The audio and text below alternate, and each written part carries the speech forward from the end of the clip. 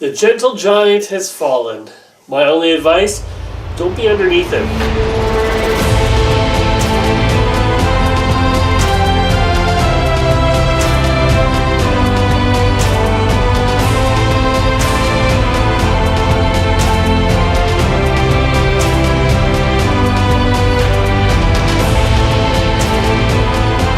Hey everybody, how's it going? I am the Survivor Dude. I know I'm late for this, but hey, out here in Canada it's Thanksgiving, so I have a valid excuse. I'm not just being lazy, I had Thanksgiving plans. Anyway, let's go on to this episode of Survivor. Here we go. And a lot of interesting things happening in this episode. We got the fall of Brad. Brad, who was, shot out of a cannon, looking like he was really trying to give it his all, came into this episode finding not only the idol advantage, but also the steal a vote advantage, which is interesting because we got both extra votes and steal a votes in play. This is going to make things very interesting when we get to the merge. We also had another sneaking out of camp type of thing going on, and okay, that was still pretty fun.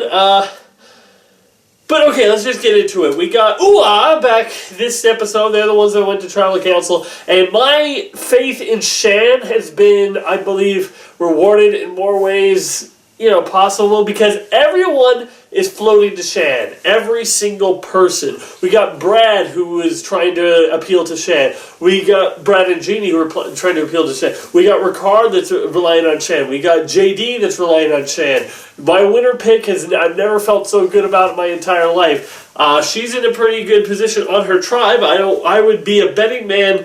I would say she's at least making it to the merge, no matter what.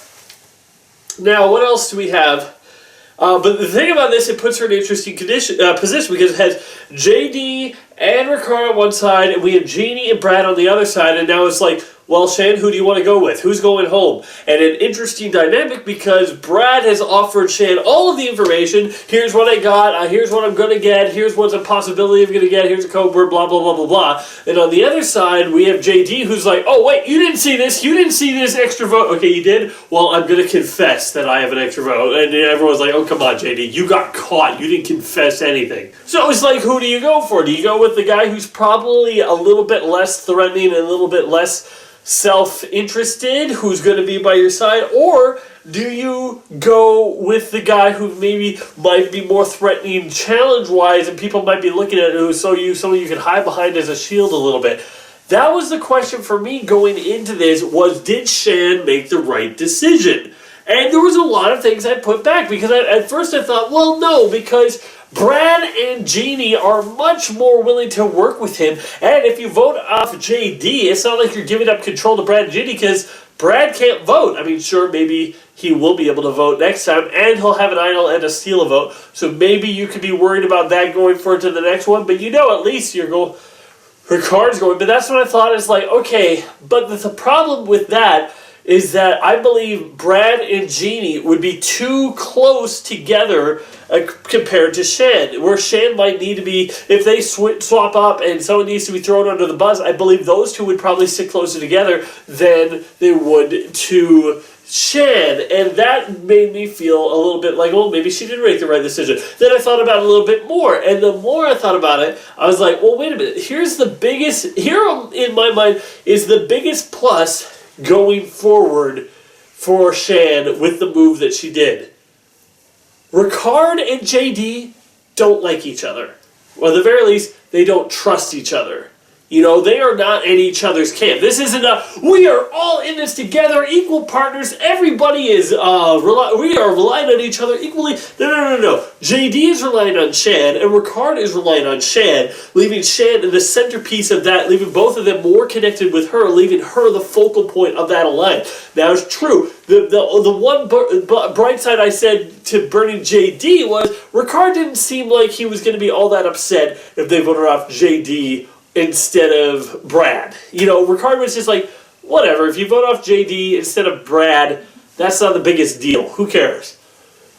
But Jeannie seems to be more on the outs now, and she knows it. She's a little bit more like, okay, obviously you didn't want to go with me, so maybe I should be looking for greener pastures, which is true. That is something that is not necessarily the best thing to have going forward. But I also think that Shan is good enough that she can reel her back in, at least to feel confident enough that if they go to a merge, that she's not going to be just picked off the very first one.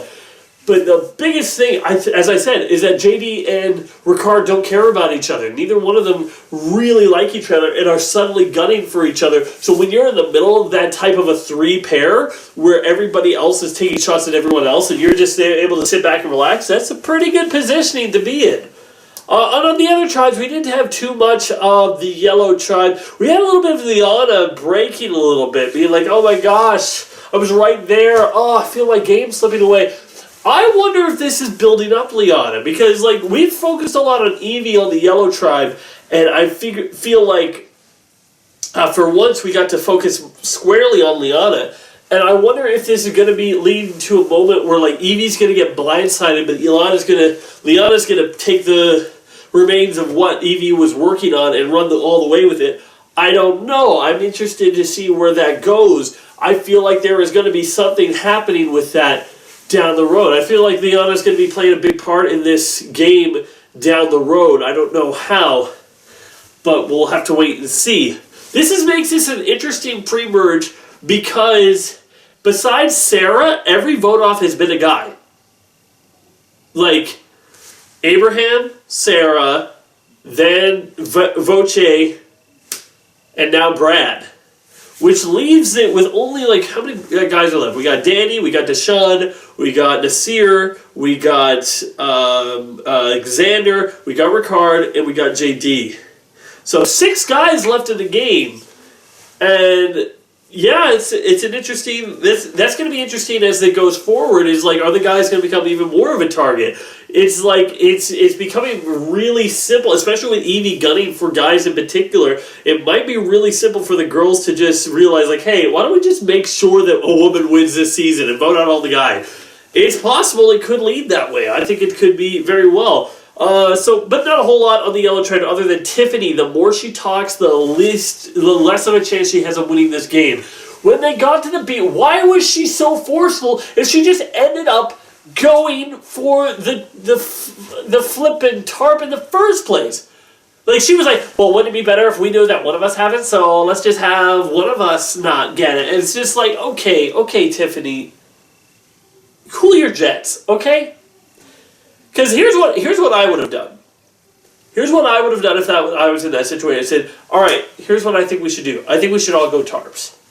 Because we're going to know, if I go tarp and you go tarp and you don't, we're going to know that one of us didn't. And so that means none of us will be trusting each other down the line. But if I go tarp, if I get a tarp, you get a tarp, and you get a tarp, all of us know that nobody has the extra vote.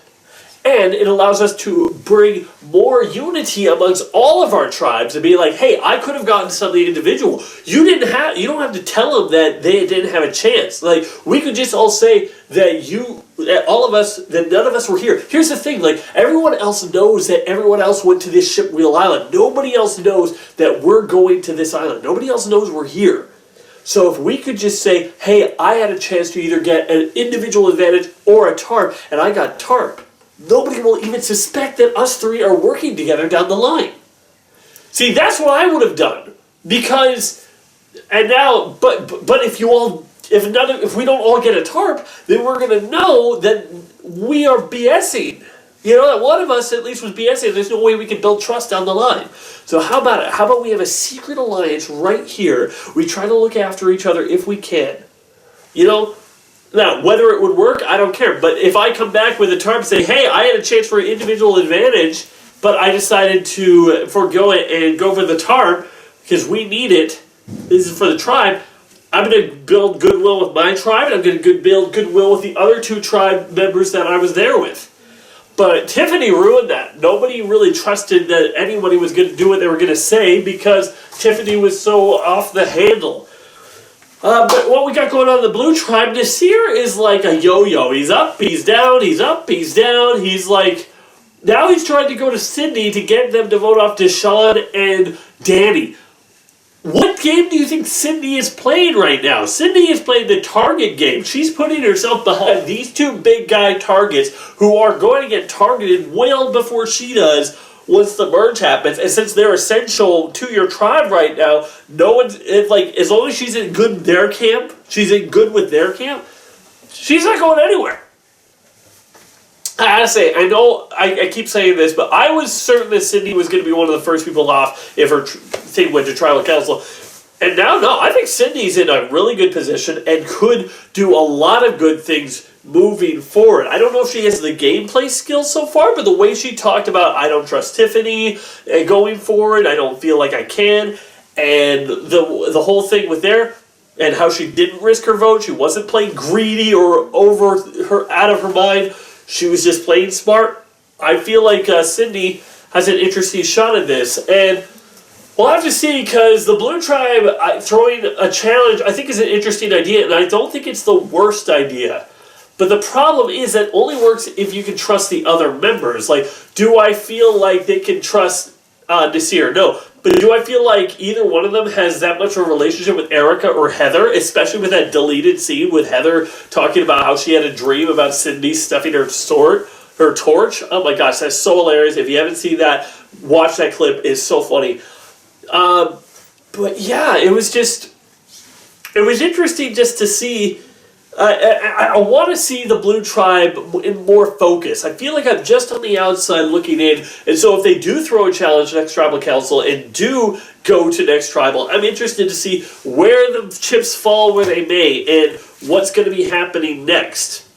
So, yeah, that's where I stand on that whole thing right now. So let's get down to it. MVP of the game, I'm going to say Shan. I've been talking positive about Shan this whole time, but I haven't been able to give her MVP yet. But I believe that Shan is the MVP of the episode because everybody was leaning on her and relying on her and basically asking her to make the decision for them. Nobody played their shot in the dark, so it was a blindside. Do I feel like it could have been a good thing for her to go with Brad and JD? I think so, but I also think her going with Ricard and JD is a definitely good setup because everyone is relying on her. She's the central focus character, where the other one, it was more Jeannie, Brad, and Shan.